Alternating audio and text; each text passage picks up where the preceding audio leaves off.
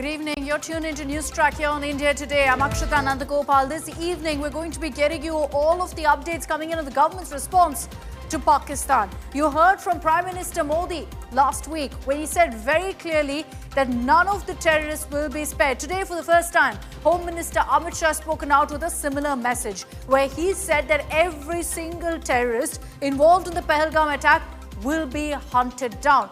A clear message from the Modi government that they will not spare anyone either involved in the Pahalgam attack or who helped and aided the terrorists. We'll be getting you all the latest on the statements coming in from the government and what really the government has done on ground to take on Pakistan. Let's begin with the headlines.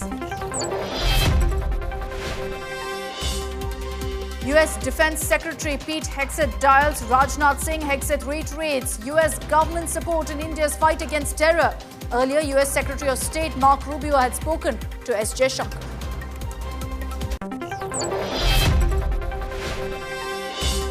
Every terrorist behind Pahalgam massacre will be hunted down, declares Home Minister Amit Shah in his first public statement after the terror attack.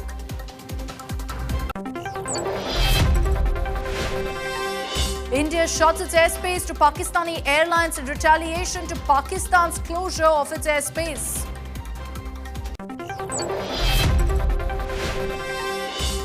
Prime Minister Modi inaugurates Wave Summit in Mumbai, calls for global creative collaboration, says it's the right time to create in India and create for the world.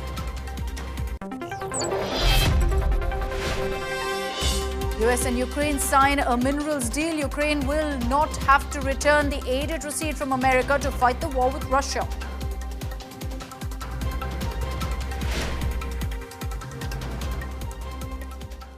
The first statement from Home Minister Amit Shah, and he's issued a direct warning message to the terrorists involved in the Pahalgam terror attack. 10 days since the terror attack that took place in Jammu and Kashmir, you've got Home Minister Amit Shah issuing a stern warning to terrorists and their backers, declaring that those responsible should not mistake the attack for a victory and asserting very clearly that India will hunt down each and every one of these terrorists, saying this is the Narendra Modi government. We will not let them go. This, remember, is the message that's coming from the Home Minister right after Prime Minister Modi also said that their resolve to fight terror has not been shaken but has only been strengthened right now. In fact, 2 warnings came in from Home Minister Amit Shah in a matter of 1 hour from Delhi, where Shah reaffirmed the Modi government's unwavering commitment to uproot terror from Indian soil. Listen in to some of the highlights of what the Home Minister had to say first. मैं सभी आतंक फैलाने वालों को कहना चाहता हूं कि लड़ाई का अंत नहीं है, एक मकाम है। हर व्यक्ति को चुन चुन कर जवाब भी मिलेगा, जवाब भी लिया जाएगा।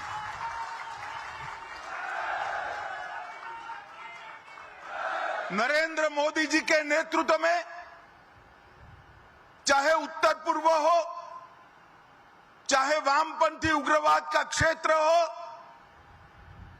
चाहे कश्मीर पर पड़ी आतंकवाद की छाया हो, हर चीज का मजबूती के साथ हमने जवाब दिया है।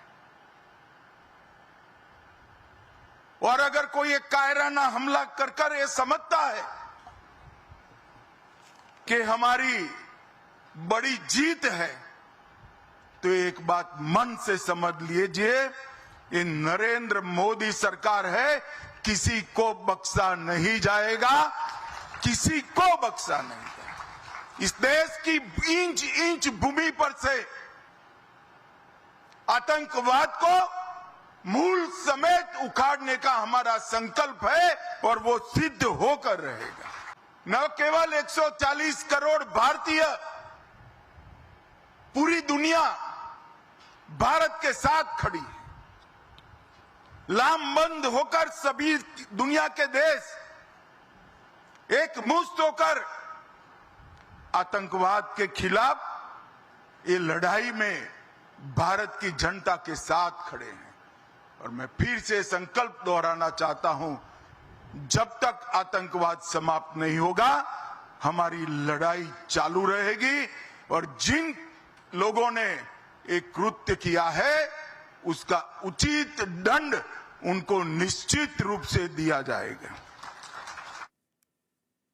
Strong words used there by the Home Minister. Essentially a message to the survivors of the Pahalgam attack, to the families who lost their loved ones in that attack, that they will ensure justice is meted out to these families. Now, remember that this message comes in from the Home Minister after the Prime Minister issued one warning after another, vowing to deliver justice to these very families and promised the harshest form of punishment for the terrorists behind the Pahalgam attack. Here's a quick recap of what the Prime Minister said previously on this terror attack. Today, from the soil of Bihar, I say to the whole world, India will identify, track and punish every terrorist and their backers. We will pursue them to the ends of the earth. India's spirit will never be broken by terrorism. Terrorism will not go unpunished. Every effort will be made to ensure that justice is done. The entire nation is firm in this resolve. Everyone who believes in humanity is with us. मैं बहुत स्पष्ट शब्दों में कहना चाहता हूं, जिन्होंने ये हमला किया है, उन आतंकियों को और इस हमले की साजिश रचने वालों को उनकी कल्पना से भी बड़ी सजा मिलेगी. सजा मिलकर के रहेगी. मुझे एहसास है हर भारतीय का खून आतंकी हमले की तस्वीरों को देखकर खौल रहा है. पहलगाम में हुआ यह हमला आतंक के सरपरस्तों की हताशा को दिखाता है, उनकी कायरता को दिखाता है. आतंकी और आतंक के आका चाहते हैं कश्मीर फिर से तबाह हो जाए और इसलिए इतनी बड़ी साजिश को अंजाम दिया. आतंकवाद के खिलाफ इस युद्ध में देश की एकता, 140 करोड़ भारतीयों की एकजुटता हमारी सबसे बड़ी ताकत है. Okay, so you're seeing clearly a very strong message from the Modi government. 10 days since the Pahalgam terror attacks. We'll decode for you what the government has done so far. Gaurav Sawant is joining us live on NewsTrack with more on that. Gaurav, how do you read into this message that's coming in from the government? First, Prime Minister Modi, now Home Minister Amit Shah, issuing a very clear message that these terrorists will not be spared. In the last 10 days, we've seen several strikes really by India against Pakistan. Militarily, we're still waiting to see what kind of action the government will choose to take. India is carrying out a series of measures to respond to Pakistan's state-sponsored radical Islamist terror after the Pahalgam terror strike. Prime Minister Narendra Modi, he spoke of how terror would be dealt with at source, and not just the terrorists but even their backers, a message that's been reiterated by Union Home Minister Amit Shah. In fact, if you notice, there's action that's being taken on ground in terms of Jammu and Kashmir Police, the Special Operations Group, the CRPF and the Army going after terrorists on ground, neutralizing either terrorists, the ecosystem, the overground workers, including destroying their homes. So that's the message internally. Along with that, Union Home Minister Amit Shah has also had a series of meetings with the Jal Shakti Minister C.R. Patil, and that is where Government of India says it's carrying out a long-term action against Pakistan to deter Pakistan from using terror as an instrument of state policy. So the Indus Waters Treaty, he's already directed the Jal Shakti Minister to carry out a feasibility study. Projects that had been stalled, they must start immediately. Water that goes to Pakistan Pakistan, only the amount what that Pakistan is entitled to should go. Remaining water, there are projects in Ladakh, there are projects in Kargil and Leh. There are hydropower projects, they need to be expedited. There are projects in Jammu and Kashmir, in the Kashmir Valley, they need to be expedited. The Kishan Ganga River project, where desilting and flushing operations have to be carried out, that needs to be expedited. So a series of measures from kinetic and non-kinetic, the government is moving forward on. The military option still remains on the table. Absolutely. Gaurav, thanks for those details. We've been reporting consistently on the kind of action India has been taking against Pakistan and a series of diplomatic strikes. But also, importantly, the government is working on getting support from other countries, ensure that globally you isolate Pakistan. And many countries have publicly spoken out to condemn the recent terror attack in Pahalgam, with strong calls for peace, with strong calls also, importantly, for accountability. America has taken a very, very strong stand, urging both India and Pakistan to work together. But importantly, you had conversations that happened today. The Secretary of State, Marco Rubio, held talks with the External Affairs Minister, S. Jaishankar, and separately with the Pakistan Prime Minister. You also had U.S. Secretary of Defense, Pete Hegseth, speaking to Defense Minister Rajnath Singh. And let's focus really on what Pete Hegseth said. He dialed Defense Minister Rajnath Singh to express condolences over the loss of innocent lives. During that conversation, Rajnath Singh directly named and shamed Pakistan, called out Pakistan for its continued support for terror, labeling it a rogue state that must be held accountable. Hegseth reaffirmed Washington's full support for India's fight against terrorism and backed India's right to defend itself. Pakistan continues to make hollow claims of cracking down on terror. Only a handful of nations stand by it. India, in contrast, has the backing of major global powers, united in its call to end cross-border terror once and for all. I think we're going to see more of that message on both sides. We saw Secretary Rubio really urge the Pakistani side to condemn these attacks. And I think we'll continue to see that as well. What remains to be seen is, there are a lot of ways in which this could escalate, ways this could spiral. And in worst case scenarios, there are ways that Pakistan calls on one of its closest allies, China, and that could complicate things greatly. But for now, I think what we're going to continue to see are more calls from the U.S. to de-escalate and continued support for India in the face of this heinous attack against terrorism. So many countries, after April 22nd, after the Pahalgam terror attack, issued statements condemning the terror attack. And then there are countries who have made it very clear that they stand with India. Let's break that down for you. We have marked out the countries in blue, which highlight the ones who are with India, versus green, which are with Pakistan. You will see that largely most parts of this map that we have highlighted is largely in blue. Most of the countries, US, UK, France, Italy, Israel, Russia, they've all made it very clear that they stand with India, and not just condemning the terror attack, but actually issuing a statement where they say that any step that propagates terror, there must be a crackdown on. There are only 3 countries essentially that are with Pakistan. It's the usual suspects: China, Turkey, and Azerbaijan. What do we mean by backing? Well, these 3 countries, China, Turkey, and Azerbaijan, have said there should be an investigation. Much like Pakistan, there should be an independent investigation. But we have to highlight here that even these 3 countries, while backing China, haven't really come forward and provided any sort of help or solidarity for that matter. Even China has condemned the Pahalgam terror attack. I'd like to bring in our Foreign Affairs Editor, Geeta Mohan, for more details really on where countries stand, and particularly on America, Geeta. Because while America has spoken about de-escalation, very importantly, there's also a message that India sent across that we will name and shame Pakistan. With every country, we will say that Pakistan is involved in these kind of terror activities to further isolate the country.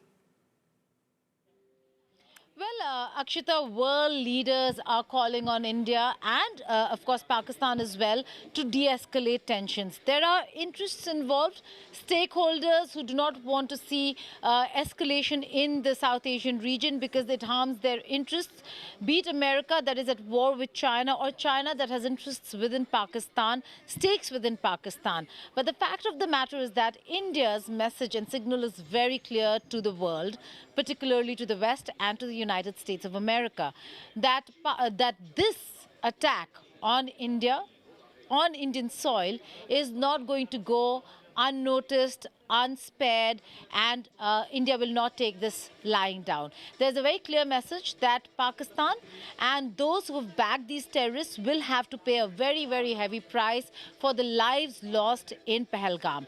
And that's the message that India sent across to the United States of America. Therefore, while they sought de-escalation, they also went ahead as allies and strategic partners and have said that they will support India in whatever decision India takes. The two important calls that took place between Defense Secretary Hegseth and his counterpart, Defense Minister Rajnath Singh, and then yesterday another call between Secretary of State Mark Rubio and External Affairs Minister Jaishankar. But the message from India very clear that this time around, instead of asking India to de-escalate tensions, it is time that Pakistan is reined in.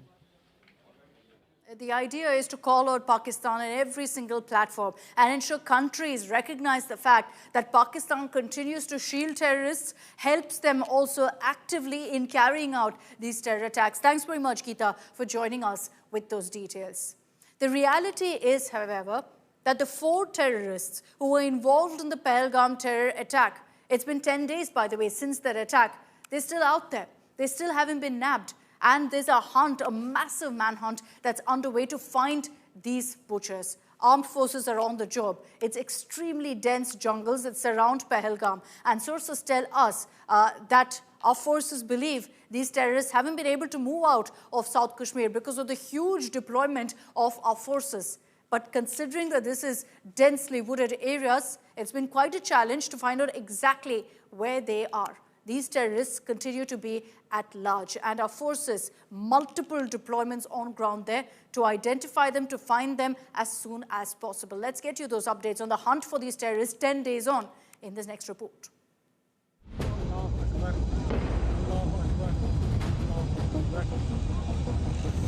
Ten days after the Pahalgam attack that killed 26 people, the terrorists remain at large. Despite non-stop operations by security forces in dense forest at different locations, the terrorists have managed to evade the dragnet. From the terrain to help from suspected overground workers to natural shelters like caves, the highly trained terrorists are using many factors to their advantage. The NIA team, which is camping in Baisaran Valley, is intensifying its probe. NIA Chief Sadanand Date visited the site and reviewed the situation. According to NIA sources, nearly 100 individuals have been questioned and 15 are under close scrutiny. Raids have been carried out across Jammu and Kashmir at suspected locations linked to overground workers, including those affiliated with separatist groups like Jamaat-e-Islami. Seizures during these raids indicate support for the terrorists. Areas like Kupwara, Handwara, Anantnag, Tral, Pulwama, Sopore, Baramulla and Bandipora have been under the scanner. Call records and other technical data are being analyzed to trace connections between overground workers and the terrorists.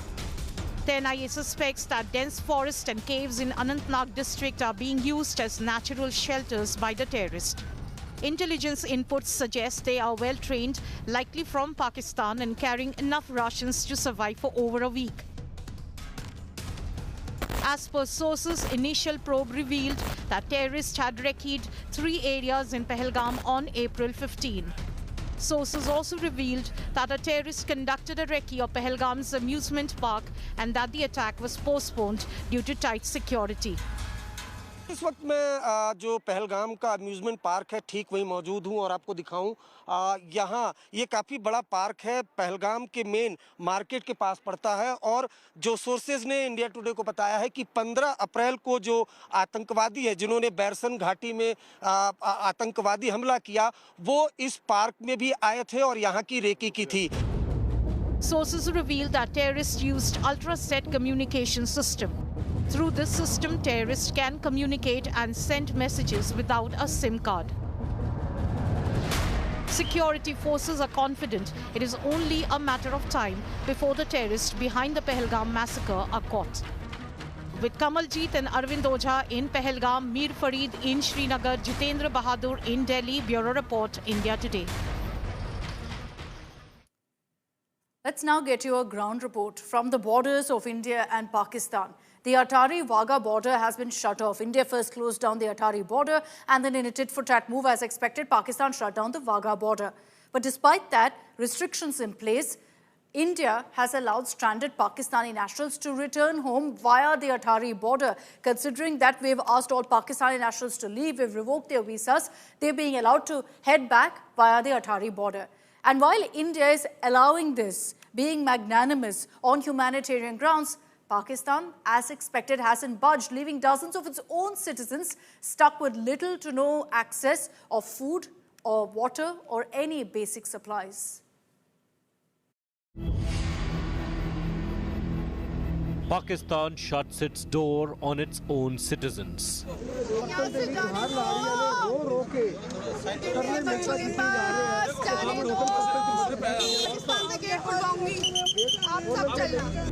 They refused to open the Wagah border post on Thursday, even as Pakistani citizens being deported by India lined up to return home.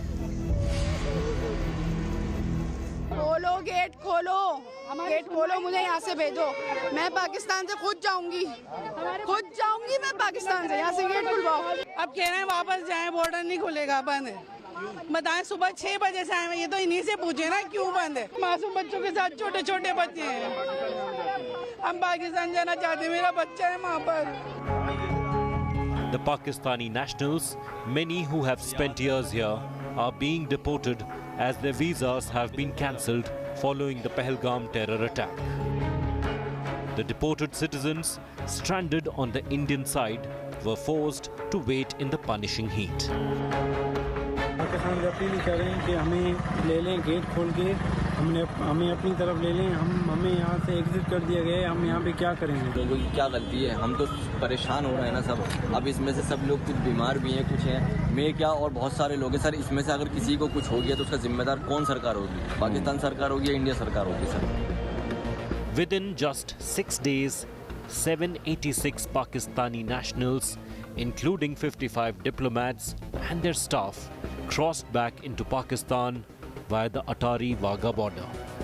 At the same time, 1,465 Indian citizens returned home from Pakistan. For many, the deadline has meant heartbreak. Families torn apart, lives uprooted, and decades of quiet existence in India brought to an abrupt end.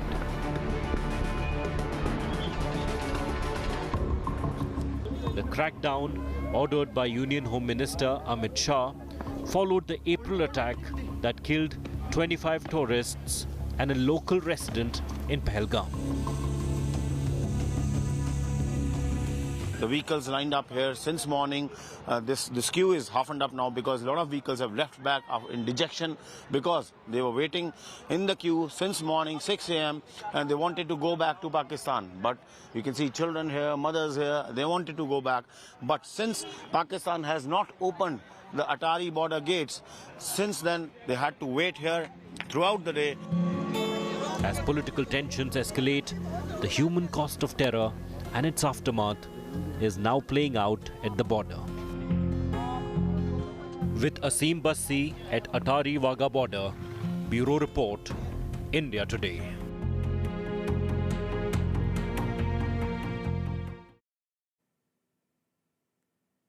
So the step of closing down the Attari border was taken by India last week as part of a series of diplomatic strikes on Pakistan. So in our next report, I explain to you why India has taken the step and how Pakistan feels the pinch because of trade being cut off with the Attari border closed.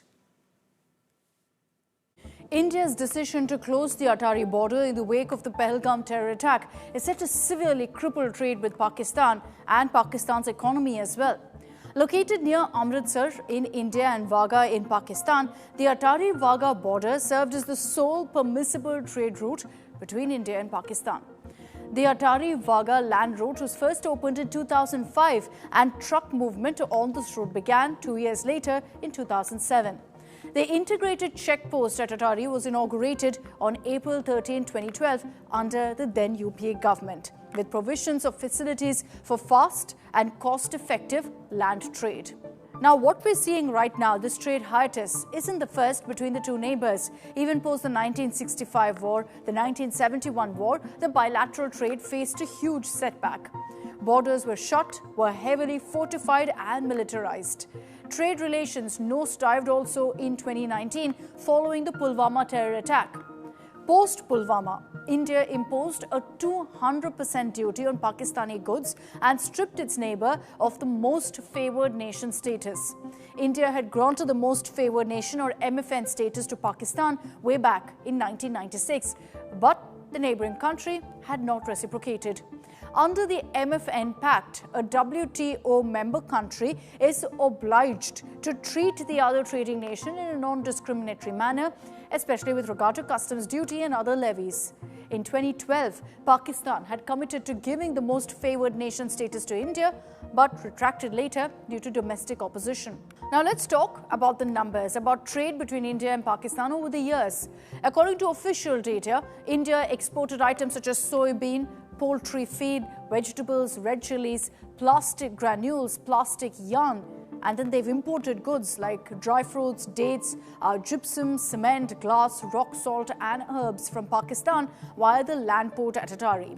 India is clearly less dependent on Pakistan, with exports far exceeding imports. India's exports to Pakistan from April 2024 to January 2025, just for that period, stood at $447 million, while imports were a meager $0.42 million. So just see that difference. The exports and imports between 2023 to 24 were $1.18 billion and $2.88 million, respectively. Again, huge difference in the exports and imports. If you go back in time, we talk about 2022 to 2023, India exported goods worth $627 million. Between 2021 and 2022, that amount was lesser. It was $514 million. And you compare that to imported products. Remember the figure of $627 million of exports. Imports was against that at $20 million. And then $2.5 million was the figure of imported goods between 2021 to 2022. Total cargo movement also dropped from 49,102 consignments in 2018 to 2019 to just 3,827 in 2022 to 2023. So in the last few years, you're also seeing trade taking a big hit. This hasn't helped Pakistan. The aid-dependent Pakistani economy is facing recurring bouts of high inflation as well as widespread social unrest. Pakistan experienced a crazy economic crisis as part of the 2022 political unrest, where inflation skyrocketed to 38% as of May 2023, causing severe economic challenges for months. Food, gas, oil prices, all the essentials, prices skyrocketed. Cessation of trade with India is set to only worsen Pakistan's economic woes, so it doesn't spell good news for them. The IMF, which is the International Monetary Fund, has revised Pakistan's growth forecast downwards as expected to just 2.6%. They've cited the impact of US tariffs and have also warned that increasing global trade tensions would further hamper growth for Pakistan. Now, while direct trade between India and Pakistan via the Attari has been minuscule post the Pulwama attack in 2019, Afghan goods were still entering India via this route. Around 40 to 45 Afghan trucks carrying dry fruits, apples, other goods were reaching Attari daily. This movement has now ceased after Pakistan has denied passage to Afghan trucks. It's important to note that only Afghan imports were allowed through this route. Indian exports to Afghanistan were never permitted through Attari. Indian exports were already taking alternate routes. We're talking about sea and land routes using the Iranian seaport of Chabahar. Now, in 2024 to 2025, India's exports to Afghanistan was $264 million, while imports much higher at $591 million. So again, a very similar trend as India-Pakistan. The shutdown of the Attari-Wagah road for Afghan imports has led to a complete pause in goods movement via this land corridor, though governments are actively working on a solution. The biggest problem, however, remains for Pakistan. The Attari border closed, Pakistani visas revoked, a series of steps taken by the Indian government since the April 22nd Pahalgam attack. Again, a reminder, it's been 10 days since that attack, and we're going to continue tracking all the updates that come in. But it's a wrap on this edition of NewsTrack. Thanks very much for tuning in. Good night.